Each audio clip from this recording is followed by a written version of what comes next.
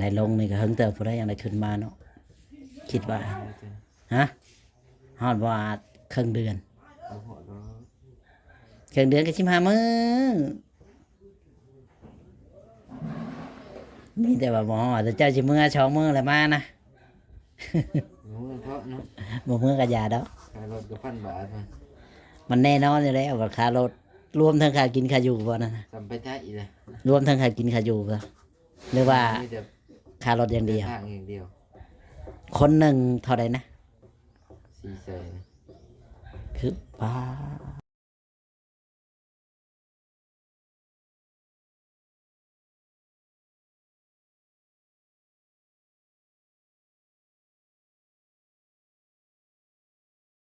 น่ะมากิน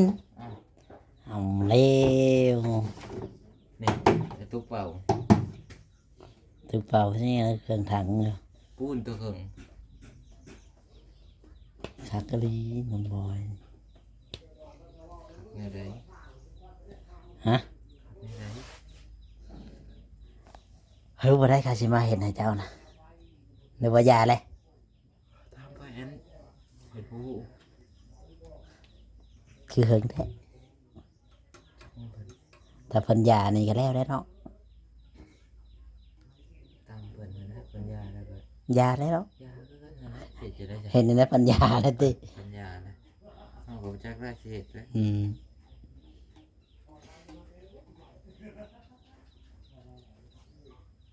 ปัญญานะคือยาแล้วนอนบ่ได้ผันบ่บัดเจ้าถามนี่มีแต่ว่าบ่บัดเจ้าบ่ถามนะเจ้าบ่ถามข่อยเด้ เจ้าบัถามมันผัน ยันว่าผัน 50 ตันอะไรเงี้ย50 ตัน ชักแล้วเล็กหน้าก็ข่อยก็บ่ฮู้กัน หนักตามมือหนักบิน จักแล้วมีหนวดหั่นได ไม่หนวดหนักนะ เออ 50หาเด็กยังวะเด็กผึ่งวะไม่เห็นดิเด็กผึ่งนี่3474วะ ใช่3474ไว้เว้าไป พ่วงเลยเนาะ เออเว้ามั่วแหละ เด็กเนี้ยเด็กผึ่ง เลยเพิ่นก็16 56 96 เออจักแม่นบ่แม่นแน่นี่เขาก็เว้าไปซื่อ แม่นพันมือนี่พัน อันนี้พันอีกแล้วก็นี่ว่าบ่พัน เงี้ยวะ พันหอมแก้มเมียบ่ อืมแล้วมาหายแล้วก็หาอะไรเด็กประมาณนี้ อืม หาร้อยหาเงี้ยหานี่เดี๋ยวเล็กนะ หาก็เล็กหนูหา15 95นี่ ก็หาหา ไปจังบ่ได้ตัวตามบ่ทันเอายาได้หลายโตเด้ ลักหานะจับลักมันก็ได้บ่ถึงซื้อลักหา อืมลักหาลัก ซื้อโลดซะชมตา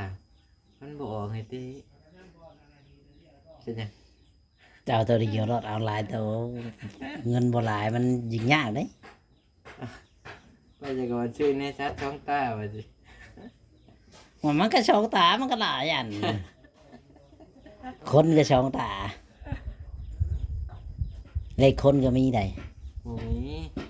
เอ้าข่อยเห็นหวยไทยมันยังมีเลขคน ไม่ใช่มันดีมันก็สิเที่ยวออกไปก้นแล้วก็นี่เลยก้นกัน เอ้ารูปคนรูปตาก็มี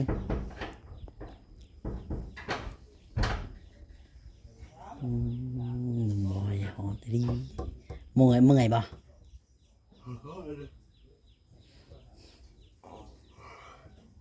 พี่อร่อยประดิประเด็ดโอ้ เห็นงานกำลังอยู่สื่อนี่ต้องได้มวนเดียวกัน ตาไหลเดี๋ยวไปจอยหายไป ฮะ ถามว่าเห็นงานกับนั่งอยู่ซื่อๆแต่ได้ม่วน จักจักสิไป เอ้า แบบว่าเฮาเคยเห็นกับเฮาบ่ได้เห็นนี่มันแตกต่างกันว่าซะ อืม มันเห็นมันก็ผู้บางคนก็ว่าเห็นงานมันก็ประเฮ็ด มันก็พอเฮ็ดแบบว่าเฮานั่งอยู่ซื่อมันเซ็งนะแบบ จังได๋ไรเนาะ มันแบบจักแบบใดแบบหนึ่งหั้นนะความเซ็งมันบ่คือกันผู้บางคนว่าโอ้ยคันให้อยู่ซื่อๆนี่กินข้าวแล้วก็นอนกินข้าวแล้วก็นอนในมื้อหนึง2มื้อมันก็คือนั้นค่ำแท้หั้นนะ จักก็ยังรู้สึกว่าคำไว้ขนาดเด้ตื่นมาบ่อยากว่าแรงนอนตื่นมาแรงนอนอยู่ไหวได้บ่ ก็ลองไปเฮ็ดเวียกก็โอ้ยนั้นค่ำแท้ ก็ไปเรียกว่าจังนึงอยู่ได้คือบ่คำไม่ได้แท้ ให้มาไงอะเต้ คำไว้เด้สิ อืมเอาเฮานั่งอยู่ซื่อๆเด้เฮารอถ่าแต่เวลาอันเฮาเฮ็ดเวียกมันแป๊บเดียวเฮาลืมเวลามันก็ห่วยสัตว์บูดๆแล้ว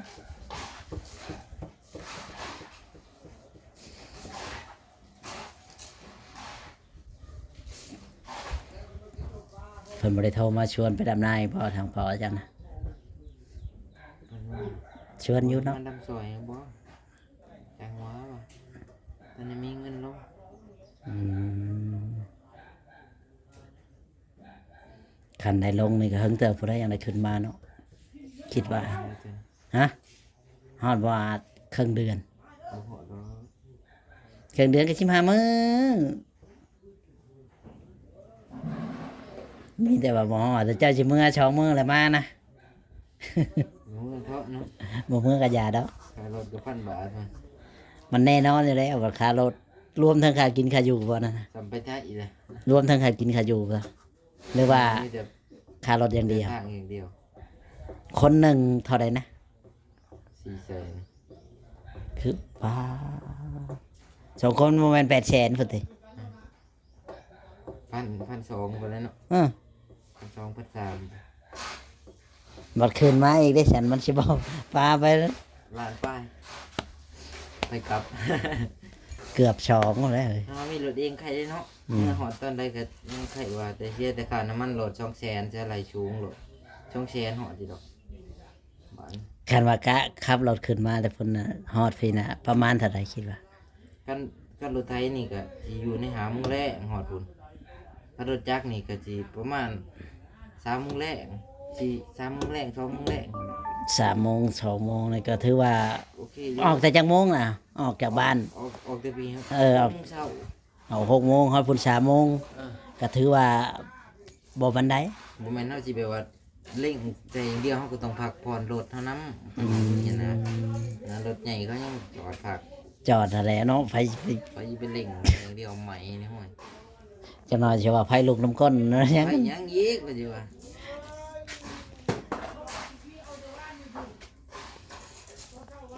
มันก็ยากๆมาแล้วทางไกล หญ้าก็มันมีรถ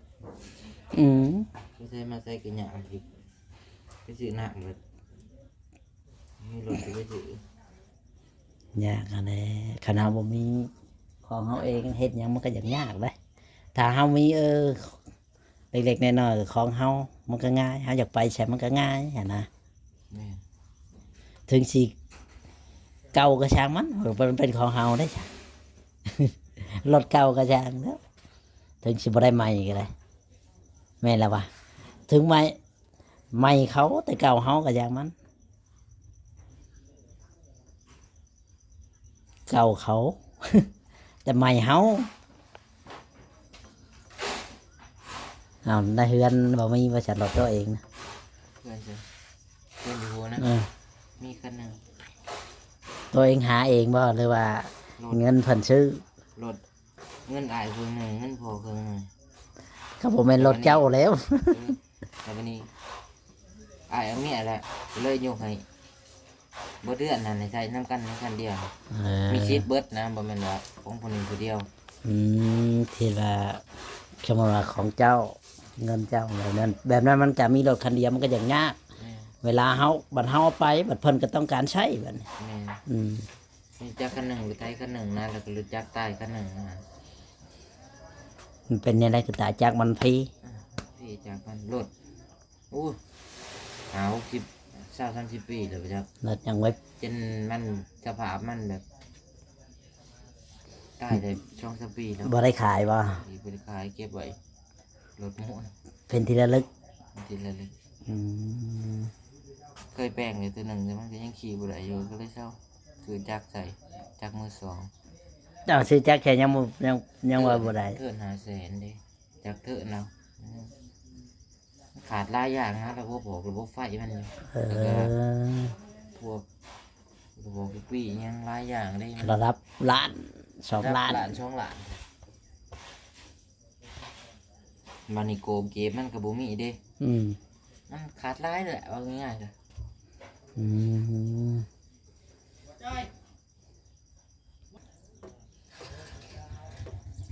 ไปชิมมื้ออะไรได้นะ เนาะน้องบอยอืม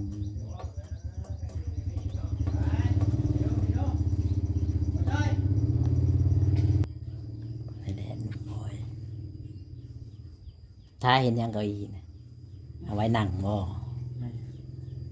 ไผเห็ดอ่ะนะ กัดปวกกิน เฮ็ดเอง แม่นว่า สนใจบ่ บ่บางคนคือเสียดบ่เป็นแท้ ว้าจ้ะประมาทเฮาได้ไปจอย ประมาณนั้นเลยคือบ่เป็นนี่แหละเนาะ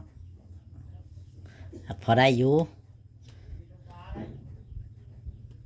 อยู่เฮือนอยู่อันนั้นก็เฮ็ดขันยามอยู่บ้านพุ่นน่ะไถนาบ่เจ้านะเชื้อหลายนี่ไผไถนา หรือว่าเปลี่ยนกับพ่อบ่ เมื่อยเปลี่ยนกัน เดือนว่าเจ้าไถให้เขาอย่างเดียวเขาเป็นคนดำแบบนี้บ่หรือว่าเฮาไถแล้วเฮาไปดำกับเขาบ่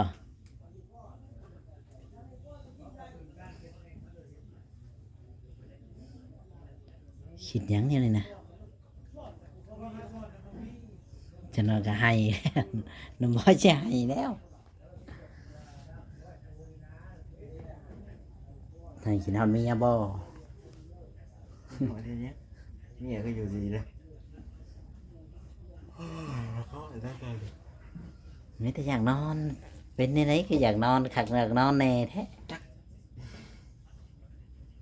อาการนอนเพลียบ่ วันพี่เปลี่ยนรอยเขาว่า เห็นเวียงนักบ่ เวียกเงี้ย เจ้าเห็นว่าคอยเห็นคนหนึ่ง เปลี่ยนน้ำป้าเขาบำรุงปัดกวดเดือนสาร คอยเห็นคนหนึ่งอะเคยเบิ่งว่าคลิปคนหนึ่งนะที่ว่าเท่านั้นขี้ข้านนะเอาเราบ่เห็นหยังไดให้เมียเราเห็ดได